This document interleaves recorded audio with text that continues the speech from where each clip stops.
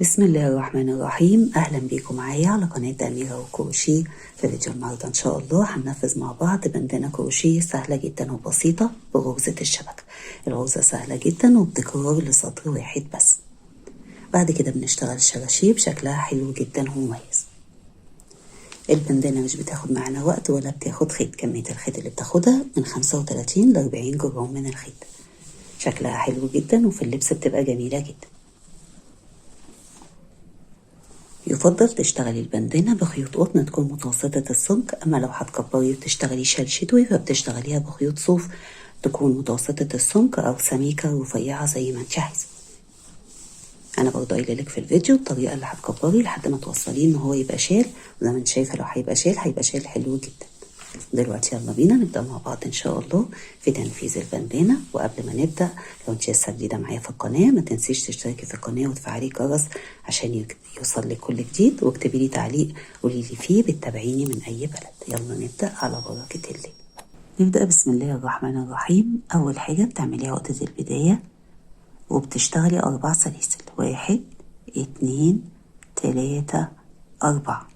بتدخلي جوه أول سلسلة تقفلي بمنزلقة، تسحبي الخيط وبتعديه من على اللفة اللي عليه. السطر الأول بدايته بترتفعي 3 سلاسل، 1 2 3، ودول كده بنعتبرهم عمود. تاخدي لفة على الإبرة وتدخلي جوه الحلقة وبتبقي واخدة معاكي الخيط تحت الشغل، تشتغلي 2 عمود بلفة، 1 2، وبارتفاع 3 سلاسل، فكده اعتبروا اشتغلنا 3 أعمدة بلفة. سلسلتين 3 أعمدة بلفة، 1 2 3، سلسلتين و3 أعمدة، 1 2 3. فكده السطر الأول عندنا فيه 3 من ال3 أعمدة، 1 2 3، ما بين كل 3 واللي بعدهم سلسلتين، فعندنا 2 من السلسلتين. هتقصي الخيط اللي كنت واخداه تحت الشغل، أو ممكن تقفليه برضه كويس بإبرة التقفيل وبعد كده بتقصي. بعد ما قصيتي الخيط بتلفي الشغل وبتدخلي بمنزلقة على تاني عمود. تدخلي كده على تاني عمود وتسحبي الخيط وتعديه من على اللفة اللي عليه. على العمود التالت بتشتغلي منزلقة، تسحبي الخيط وتعديه من على اللفة اللي عليه، وجوه السلسلتين منزلقة، تسحبي الخيط وتعديه من على اللفة اللي عليه. بعد كده بترتفعي 3 سلاسل باعتبارهم عمود وتشتغلي عمودين، 1 2، فكده اعتبر اشتغلنا 3 أعمدة، سلسلتين و3 أعمدة، 1 2 3. كده اشتغلنا صدفة من 3 أعمدة، سلسلتين 3 أعمدة، ودي هتبقى ثابتة معانا في أول كل سطر. بعدها 5 سلاسل، 1 2 3 4 5، وتدخلي جوه السلسلتين رقم 2 تشتغلي نفس الصدفة من 3 أعمدة، 1 2 3، وسلسلتين و3 أعمدة، 1 2 3. فكده بقى عندنا صدفة 5 سلاسل صدفة. الصدفة دي ثابتة في أول السطر، والصدفة التانية ثابتة في آخر كل سطر. تمام. بعد كده بتلفي الشغل وبتدخلي بمنزلقات، منزلقة على تاني عمود ومنزلقة على التالت ومنزلقة جوه السلسلتين، وبنشتغل الصدفة الثابتة معانا في أول السطر. بتبقى عبارة عن 3 سلاسل باعتبارهم عمود وبعدين عمودين. كده اشتغلنا 3 أعمدة يعتبر. بتشتغلي سلسلتين و3 أعمدة، 1 2 3،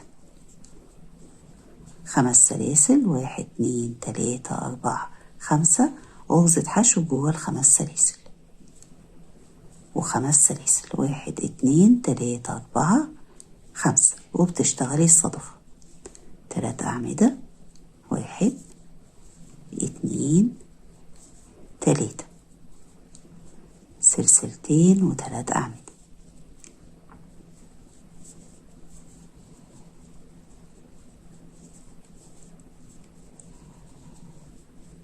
وده كده شكل السطر التالت. بقى عندنا صدفة وصدفة وما بينهم 2 من ال5 سلاسل ما بينهم غرزة حشو، يعني زادوا 5 سلاسل، زادوا واحدة من ال5 سلاسل عن السطر اللي تحت.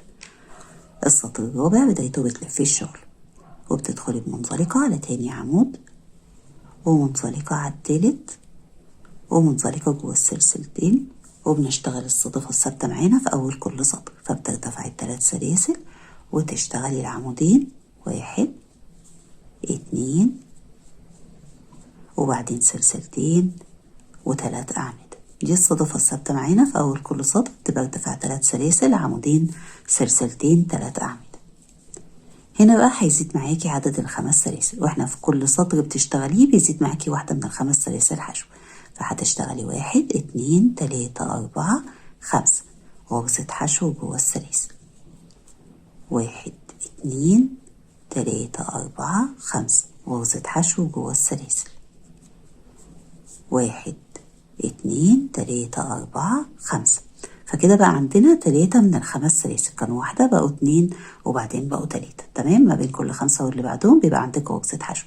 فكده هو ده بقى السطر اللي بيفضل يتكرر معاكي، كل ما بتشتغلي السطر بيبقى عندك صدفة في أوله وصدفة في آخره، وما بينهم في كل سطر بتشتغليه بيزيد واحدة من ال5 سلاسل حشو. كده بنشتغل الصدفة اللي في آخر السطر، واللي انا هشتغله معاكي ده بقى هو اللي بيكرر معاكي، وانت كده حفظتيه خلاص. تمام، بتلفي الشغل وبتدخلي تشتغلي منزلقة على تاني عمود ومنزلقة على التالت ومنزلقة جوه السلسلتين، وترتفعي 3 سلاسل وتشتغلي عمودين. كده يعتبر ايه، اشتغلنا 3 أعمدة، سلسلتين و3 أعمدة. 1 2 3. بعد الصدفة بتفضلي بقى تشتغلي 5 سلاسل حشو جوه ال5 سلاسل، 5 سلاسل حشو جوه ال5 سلاسل.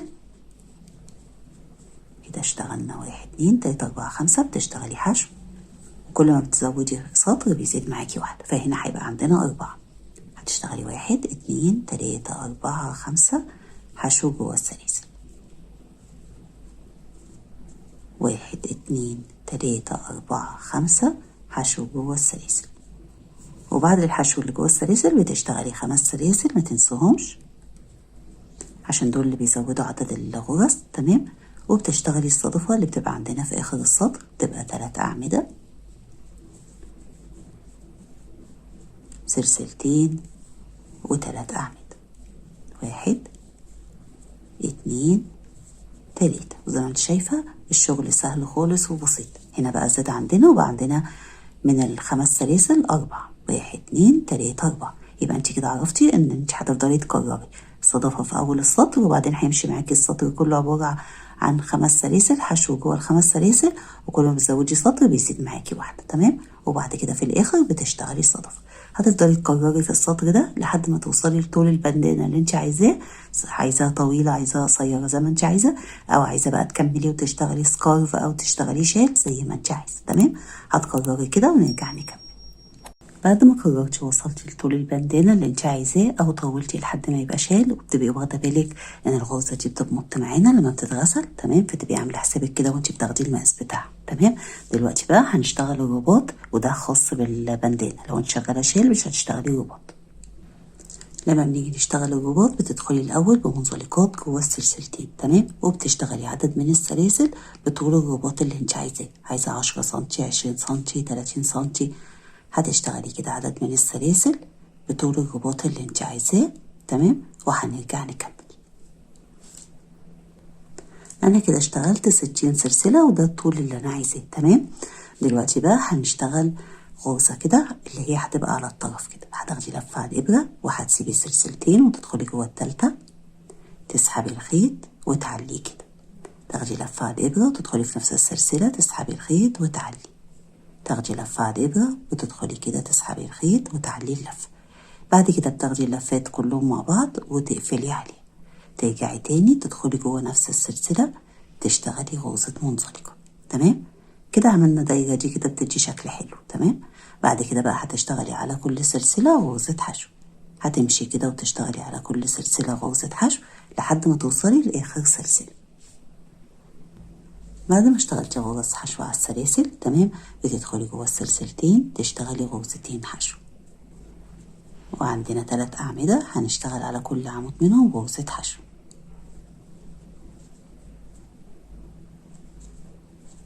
وصلنا كده ل5 سلاسل. الجزء ده اللي بيبقى عند الجبين هتدخلي جوه كل واحدة من ال5 سلاسل تشتغلي 5 غرز حشو عشان بقى تبقى ثابتة من عند الجبين تمام. هتشتغلي كده 1 2 3 4 5، تدخلي جوه السلسلة اللي بعدها تشتغلي 5 غرز حشو، 1 2 3 4 5، وبتكرري كده جوه كل واحدة من ال5 سلاسل بتشتغلي غرزة حشو تمام، 5 غرز حشو تمام، لحد ما توصلي لحد الآخر. بتشتغلي بقى نفس عدد السلاسل اللي اشتغلتيها وتشتغلي بنفس الطريقة اللي اشتغلناها كده، وترجعي تلفي وتشتغلي بغرز الحشو وحاجة أكمل معاكي تمام. بعد ما كررتي واشتغلتي جوه كل 5 سلاسل 5 غرز حشو واشتغلتي الرباط اللي في الجنب التاني، هنا بتشتغلي جوه السلسلتين غرزتين حشو، وعلى العمودين على كل عمود غرزة حشو. ودلوقتي هنشتغل الشراشيب. لما بنيجي نشتغل الشراشيب أول حاجة بترفعي اللفة لفوق كده تمام، وبتمسكي الخيط وبتسحبي اللفة، وبعدين بتدخلي كده تحت الخيط اللي انتي ماسكاه بإيدك تشتغلي غرزة حشو. الغرزة دي كده اسمها غرزة عقدة الحب أو عقدة الحب. بعد كده بترفعي اللفة لفوق وبتاخدي لفة على الإبرة، تدخلي جوه غرزة الحشو تسحبي اللفة وتسيبيها على الإبرة، تدخلي تاني تسحبي اللفة وتسيبيها على الإبرة، تدخلي المرة التالتة تسحبي اللفة وتسيبيها على الإبرة. هتاخدي ال3 لفات مع بعض بسحبة واحدة وبتقفلي عليهم بسلسلة، ترجعي تاني تسحبي اللفة لفوق وتاخدي لفة على الإبرة وبتدخلي هنا على الطرفين دول كده تمام، تسحبي اللفة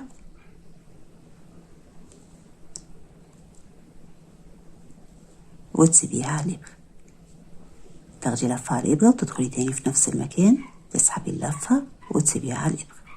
للمرة التالتة تسحبي اللفة وتسيبيها على الإبرة، وبعدين بتاخدي اللفات مع بعض وتقفلي عليهم بسلسلة، ترجعي تاني على غرزة الحشو اللي اشتغلتي عليها أول مرة، تدخلي كده وتسحبي الخيط وتعديه من على اللفة اللي على الإبرة بمنزلقة، ترجعي تاخدي اللفة لفوق بالشكل ده كده نفس علو اللفة اللي سحبتيها تحت، تاخدي لفة على الإبرة وتكوني ماسكة الخيط كده وتسحبي وتعدي وتنزلي تحت الخيط اللي كنتي ماسكاه تشتغلي غرزة حشو. هتسيبي صدفة وعلى الصدفة اللي بعدها بتدخلي على تاني عمود منها تشتغلي غرزة حشو. ده كده شكل الشراشيب تمام. ده كده في شكلها في الخيط الرفيع، اما انا هنا اشتغلتها يعني ده كده خيط اليز ديفا تمام، اما ده كده خيط اليز قطن جولد، فالفتله تخينه باينه معانا بقى الغرزه احلى تمام. انا هشتغلها معاكي مره كمان وانت بتكرري بنفس الطريقه لحد اخر السطر تمام، لحد اخر الشيل. تسحبي اللفه لفوق بالشكل ده تمام، وتمسكي الخيط كده وتسحبي اللفه وتعديها من على اللفه اللي سحبتيها، تدخلي تحت الخيط اللي ماسكاه بايدك تشتغلي غرزة حشو. بعد غرزة الحشو بترفعي اللفة لفوق بالشكل ده وتاخدي لفة على الإبرة وتدخلي جوه غرزة الحشو وتسحبي الخيط وتسيبيه على الإبرة، تاخدي لفة على الإبرة وتدخلي جوه غرزة الحشو وتسحبي الخيط وتسيبيه على الإبرة، وبتدخلي للمرة التالتة تسحبي الخيط وبتسيبيه على الإبرة. بعد كده بتاخدي اللفات مع بعض وبتقفلي عليهم بالسلسلة، تسحبي الخيط بنفس الطريقة كده، تاخدي لفة على الإبرة وتدخلي كده على السلسلة بالشكل ده كده على الطرفين عشان تبقى ماسكة نفسها، تسحبي الخيط وتسيبيه على الإبرة، تدخلي للمرة التانية تسحبي الخيط وتسيبيه على الإبرة، تدخلي للمرة التالتة تسحبي الخيط وتسيبيه على الإبرة. هتاخدي اللفات كلهم مع بعض بسحبة واحدة وتقفلي عليهم بسلسلة زي ما انت شايفة كده فوق بعض، عشان نخليهم جنب بعض بننزل تاني ونشتغل منزلقة على غرزة الحشو، فبيبقوا بالشكل الجميل ده. بعد كده بتسحبي اللفة، ولما بتسحبي بتبقي نفس الطول اللي انت سحبتيها تحت تمام، تسحبي كده اللفة وتمسكي الخيط بايدك كده وتسحبي الخيط وتعدي من على اللفة اللي سحبتيها، وبعدين بتنزلي تحت الخيط اللي ماسكاه بايدك وتشتغلي غرزة حشو. بتسيبي صدفة وعلى الصدفة اللي بعدها على تاني عمود منها بتشتغلي غرزة حشو. تمام؟ ده كده بالشكل الخيط الرفيع، ووريتك انا بشكل الخيط السميك بيبقى ايه عشان تختاري انت بقى الخيط السميك او الخيط الرفيع. بتكرري كده بنفس الطريقة لحد ما توصلي لحد الجزء ده اللي هو كان بداية الشلمعين. بتشتغلي غرزة حشو على تاني احنا هنا كنا اشتغلنا 3 أعمدة، بتشتغلي غرزة حشو على تاني عمود، وبعدين بقى بتشتغلي الجزء اللي اشتغلناه وترجعي تشتغلي غرزة الحشو على ايه، على تاني عمود، عشان يبقى عندك هنا الشرشوبة نازلة بالطريقة دي كده. تمام؟ وبعد كده بقى بتكملي شغل، ولما توصلي للآخر بتقفلي وتسحبي الخيط وتقفلي كويس عشان ما يتفكش منك. ده كده شكل البندانة بعد ما خلصنا الشراشيب. زي ما انت شايفة عطيتها شكل حلو جدا. والبندانة اللي اشتغلتها معاكي في الفيديو اشتغلتها بخيط إليس ديفا، والخيط ده يعتبر رفيع. اما هنا اشتغلتها بخيط إليس كوتون جولد، فالشراشيب باينة معانا اكتر عشان الخيط اسمك. وهنا برضو اشتغلتها بخيط قطن شبه الخيط القطن الايطالي ففتلته اسمك، فبرضو الشراشيب باينة اكتر. انت بقى ليكي حرية الاختيار تشتغلي بالخيوط المناسبة اللي متوفرة عندك برضو. انا كده خلصت معاكي فيديو البندانة، اتمنى الشرح يكون كان واضح ليكي، وان شاء الله نتقابل في فيديو جديد، ولحد ما نتقابل اسيبكم في رعاية الله، والسلام عليكم ورحمة الله وبركاته.